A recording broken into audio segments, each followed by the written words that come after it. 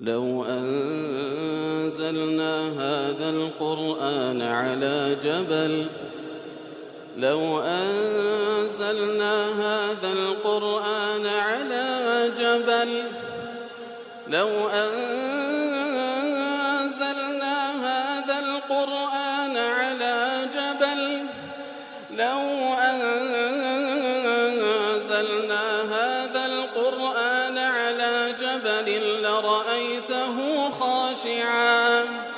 لرأيته خاشعا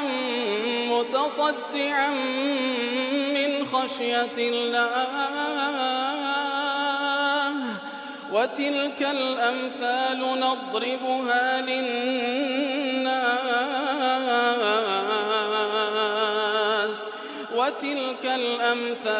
نضربها للناس لعلهم يتفكرون. الحمد لله والصلاة والسلام على رسول الله وعلى آله وصحبه ومن والاه. السلام عليكم ورحمة الله. برزان خوشحام لوانه 542 لوانه كان تفسير القرآن بيرز بهم وخدمتان ومن بس رضامندی رب العالمين وهوادان بأوي عزيز سودي لور بقرن. أعوذ بالله من الشيطان الرجيم. بسم الله الرحمن الرحيم. جعل الله الكعبة البيت الحرام قياما للناس والشهر الحرام والهدي والقلائد ذلك لتعلموا أن الله يعلم ما في السماوات وما في الأرض وأن الله بكل شيء عليم. قال فرمي الله سبحانه وتعالى كعبي بيروز كوا بيت الله الحرام جيرايتي بويكوا ماي قيام بردوانبوني خلشية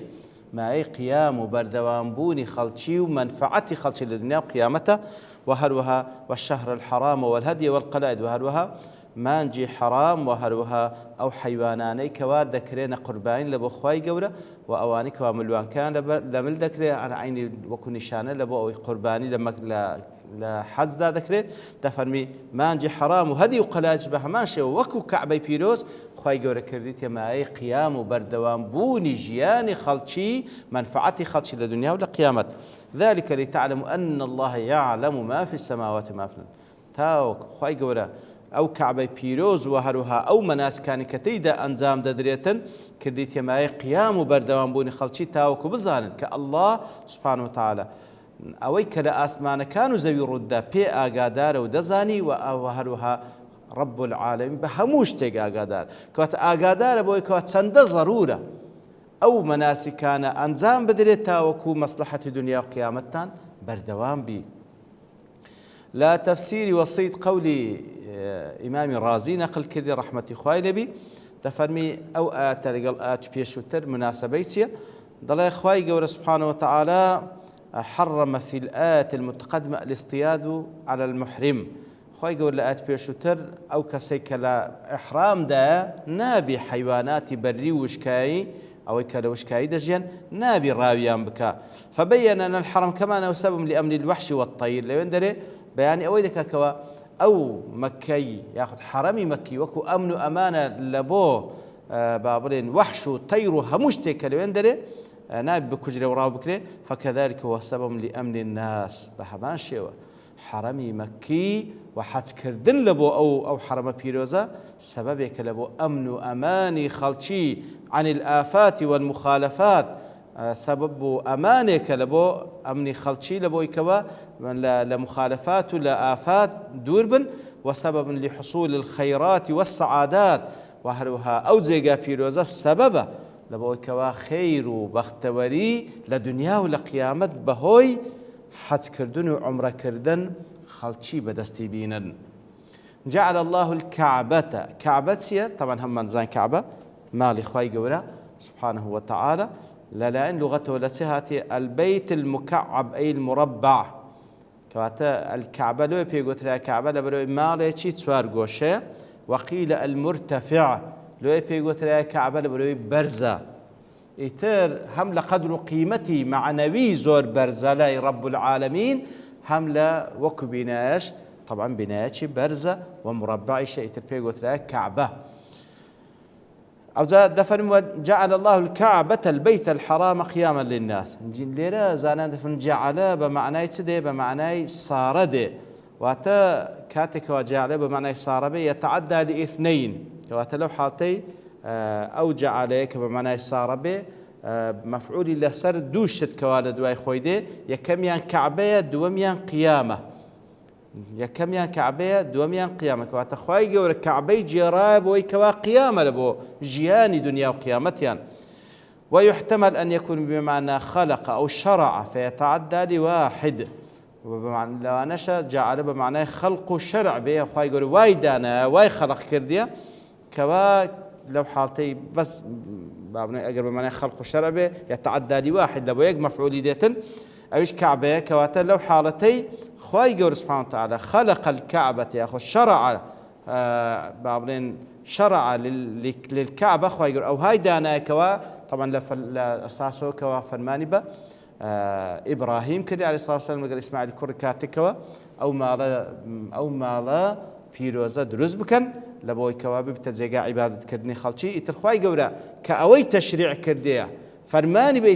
بإبراهيم إسماعيل كوا درستي بكن لبوتسا دبيت قياما للناس لو حالت قياما للناس أو كو حالك لبو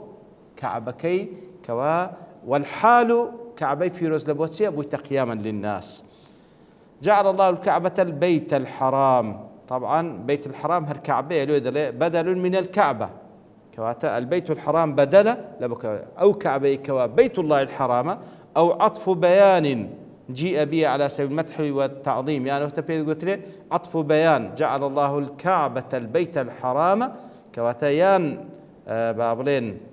بدل كعبيان عطف بيانك واتاها لدواء باس كده بياني دكاتا وكو مدح تعظيمك أو كعبي كوا بيت الله الحرام كاتك وأخوي يقول وصفك كده بحرام إيذانا بحرمته وإشعارا بشرفه فيقول له أو كعبي وصف ذكا ببيت الله الحرام لبروي بزان كوا تسند حرمته لا إخوي يقول تسند قوريه حيث حرم سبحانه القتل فيه لو يندرق قتل جائزني وجعله مكان أمن للناس واطمئنانهم خواهي قول كريتا زيقايك لبو أمن وأماني خلشي جعل الله الكعبة البيت الحرام قياما للناس قيام تيا والقيام والقوام ما به صلاح الشيء كواتا أوي كوا صلاح راست دروستي وبريوتسوني خلشي أو بمعنى قيام دي كعبي بيروزي جيرا بمعنى تاوكو ببتماي قيام وبردوان بون وتساكو راست دروستي جياني أو خلقه وهروها جعل الله كعبة البيت الحرام والشهر الحرام ليرما بس دلي للشهر حرام بمفرد هاتي الأشهر الحرم على إرادة الجنس كوات اللي كشهر الحرام بمفرد هاتي بلا ما بستك جمعة هم ما كان حرام كوات اللي ما بس جنسي شهر الحرام كوا دكا أو مانغاني ذو القعدة ذو الحجة وهروها محرم ورجب كوا بيقول أشهر الحرم كواتا خواي يقول كعبة وهروها مانغا كان أشهر الحرم جرابة قيام للناس هندش درين خير هل لردا ألف لام كلبو عهدة ما بس ليرة بتايبت مانجي ذي الحجة كواتيدا مناسكي حجي تيدا أنزام ددري هديش وكوت ما أو حيوانانية كوا لبو خواي يقول ذكرته قرباني كلا حرمي مكي بس الفقير كان مكي دابج ذكره طبعا هدي ضلت جمعة مفردكي هدية قلائدش أو حيوان لا أو حيوانانه كوام ملوان كان لمل ذكره تاوكو لدوره وخلق بي زانبا أو حيوانه هندرا لجيجاي خوي هندرا تاوكو بكرة قرباني لبينا رب العالمين لو كعبي بيروزا ولحرمي مكي سرب بالريو بسر بابلين فقير كاني أهل مكي توزع بكرة لوي أو ملوان كان لدور لملي ذكر لدوره وخلشي بيان زانبا هيج كسيك زرأتي نكر بك وتعرض بك تعدايان لبك هندش دلين طبعا القلائديش بشكل هدي لو يا اخوي يقول زداي كتوك وزانان دفرمون لباب التخصيص لبوي كوا براستي او ملوان كي كلام لي ذكرى او الزياتر خلشي ديزاني او لبو قرباني هندرا لبو مكي بيروس كواتا او التخصيص كلبر او كوا لا اخوي قوله او قوله تريشا بقوله زانيني دروش مكل دروش مكان اخوي قوله سبحانه وتعالى هندش دلين قلائد او كوا هندك خلق لەو زمانی کە وەکوتمە خەڵکی پیادە و یاخود بەحشتر بە ملوانکەی لە ملی دەکرد تاوەکو لە دوورەوە خەڵک بیان زانی بە ئەوانە مەبەستیان ڕۆیشتن و سەفەرکردن لە بە بەیت الله الحرام کەس تەعەڕوزیان نەکا و کەس تەعەدایان لێ نەکا چاوەکو دەڵێ معنایەکەی بەو شێوەی لە دەیاتەکە اقتضت حكمة الله تعالى ورحمته كواتا حكمة ورحمتي خواي قورا واي دانا سبحانه وتعالى رحمتي ببندكاني أن يسير الكعبة التي هي بيت الله الحرام أو كعبة مالي خواي قورا كحرمتي في بخشية خواي قورا جيرايتي بوي كوا قياما للناس كريتي ما أي قيام لبو خلشي يعني تسي أي به قوامهم أي به قوام في إصلاح أمورهم دينا ودنيا كواتا براستي أو كعبي جرا بوي تماي أو كوا بردوان بوني حالتي باشي خلشي لحال دينيان ودنيايان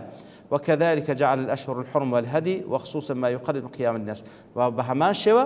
كواتا كعبة وهروها مانجا كان حرام أو حيواناتان وكو قرباني لو جيجا بيروزا وبالتالي شواني كملوان كشيان لبري ذكري أو جيرايت لبو أو كوا بتماي بردوان بوني مصلحة دنيا وقيامة خلقك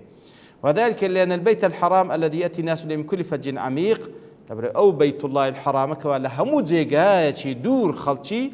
لبو أولادسن يجدون في رحاب ما يقوي إيمانهم براستي لا رويشتنيا لبو أو جيغايا لروي دينوا براستي شحنتشي إيماني بهزيان بيدا بخشي وهروا بلو بايان بي برز دبيتوا وقناه تاوان كان دستريتوا وهروها ويصلح من شؤون دنياهم وهروها الدنياشيان بي دروز دبيتن عن طريق تبادل المنافع لو تجارتي كلوين دري ذكرتنو لو منفعتي كلوين دغور دريتوا وهروها لو هس كردن باو امن اماني كوالوين دري كاتي كواد سيون دري هستي بيدكي وهروها لا دبيت ماي أو كوا علاقات بين مسلمانان همو دنيا لوندري كيجل منفعته هرم هي مكانه لوندري براستي مسلمانان دقن يكتري وهروها أشهر الحرم يشبه ماشي مانجا كان حرام كخواي قول داينايا أو يشبه ماشي ولو مانجا حرام أنا خلشي التأمين ده من لو كوا قتال تيدا ناكريتن إتر براستي معي أويكا لو مانجا حرام أنا زياتر پەیوەندی کۆمەڵایەتی بەهێز بنە نێوان خەڵکی و دژایەتی و یەکتر کوشتن واز لێ بینن و هەروەها بە هەمان شێوە ئەو هەدی و قەلائید و ئەو حەیواناتانی کەوا لەوێن دەرێ سەر دەبڕێن وەکو قوربانی لە بۆ خوای گەورە لە بەیت الله الحرام عینی بە هەمان شێوە ما فيها من التوسعة على الفقراء براستي أو وسعتك لبو فقير كان وهروها إشاعة روح المحبة والتسامح والإخاء دبيت ما يوكوا زياتر مابنين خوش شويستي لبردي لنوان خالتي زياتر برباد بيه لا تفسير السعدي دلتان ومن أجل كون البيت قياما للناس أبرو خواي قول لو آتي فرمويتي كوا أو بيتا كعبي بيروز قيام بردوان بون بجياني خلشي ددا دلي قال من قال من العلماء هندق لزانيان تيان فرمو دربارواتا إن حج بيت الله حج كردن لبو مالي خوا فرض كفاية في كل سنة فرض كفاية لهمو صالق دبي كسانق لبشرية بتسن حج بك نابه صالق نابه صالق هبي تنكس نبي نستحجه فلو ترك الناس حجه أجر هر هموي حج كردني مالي خوا واز لبينن لأثم كل قادر أويت أنا هي حزبك ونيكا بالتأكيد جناح بارة بل لو ترك الناس حجه بلكو أجر خالشي واز لحج كردني مالي خوابينا لزال ما به قوامهم وقامت القيامة أصلا أجر بيتو خالشي هم واز لحج كردني مالي خوابينا أو بردوان بوني جياني دنيايا نامنيو بلكو قيامت بسريان ده هلستي كواتا براسي ترك كردني حج أجر بيتو همو بشريت كوك بلا سروي كز نتشي حج بكا أو كل قولي شي ديكي ابن عباس والله أعلم هاتيا دفرمي الدنيا تقدسي وكل ليش هربها ماشي وبعبارتش كوتي كواتا ترك كردني حج تبتماوي ماي أو كوا دنيا تقبتي زيارة كردني أو مالا بيروزا أنزام داني أو الركن أو فرزة قورية براسيش تيشي زور زور قرنقا بيت قالوا كوا أو كسا أو أدرو باداشت أو ركن قورية أنزام داتن أصلا مايي بردوان بوني جيان ومصلحة دنيا خلشيا أو ذا قيامة الشيان ذلك لتعلم أن الله يعلم ما في السماوات وما في الأرض. إترخواي جور سبحانه وتعالى دفرمي أوشتي وادانا كوا كعبي بيروز وأشهر الحرم وهدي قلائد بتماي بردوان بوني خلشي لسال أو أساسي كالله سبحانه وتعالى أويل أسمان كانوا أويل زاوية ديزاني سبحانه وتعالى أي صلاحا لأحوالهم الدينية والدنيوية. والمعنى كواتا خواي جور وادا فرمي ذلك لتعلم أنه سبحانه يعلم علما تاما شاملا تاوك بزان كوا رب العالمين كأو بوش ويدانا چونکە خوای گەورە علمێکی شاملی هەیە بە هەموو شتێک ئەوەی لە ئاسمانەکان ئەوەی لە زەویە ولتوقنوا بأنه يعلم طبائع البشر وحاجاتهم وتاوك بزان خوای گەورە طبیعەتی ئەو بەشەری کە خەڵقی کردە دەیناسی و دەزانێت چی پێویستە و چ ناو دڵ و دەرونیتی ئەو ڕوحەیان پێویستی بە چییە لێ خوای گەورە وای دانەکەوە چەندە محتاجن لە بۆ حەجکردن و ئەو عیباداتانە لە بۆ ئەمن و ئەمان و بەردەوامبوونی ژیانی خەڵکی.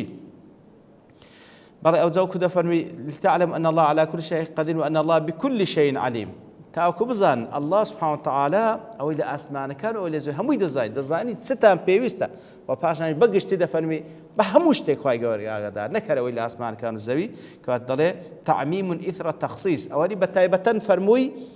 ئەوەی لە ئاسمانەکان و ئەوەی لە زەوی دەیزان پاشان فەرمی بە هەموو شتێک ئاگادار ئەوە تعمیم بەعدە تەخسیس واتە بەگشتی لە دوای بە تایبەتی باس کرد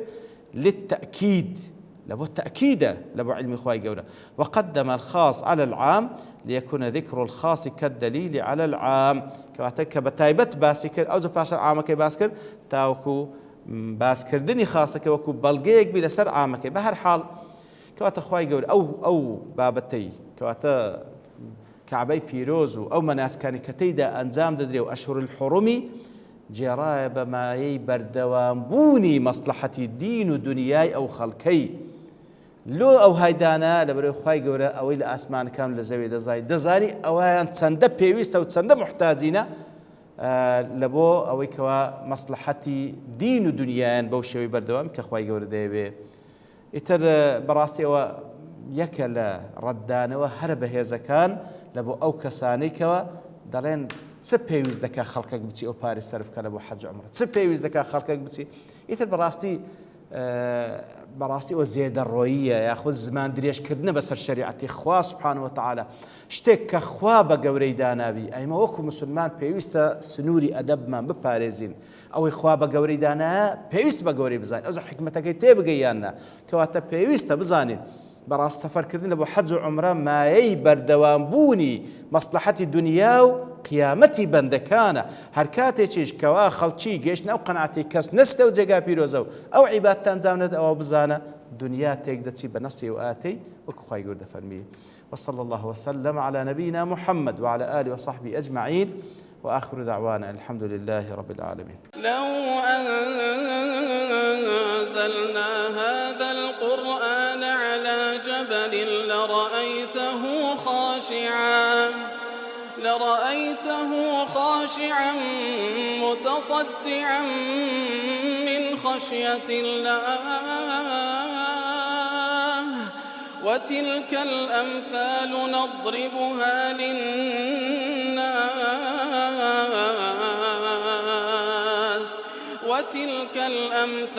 نضربها للناس لعلهم يتفكرون.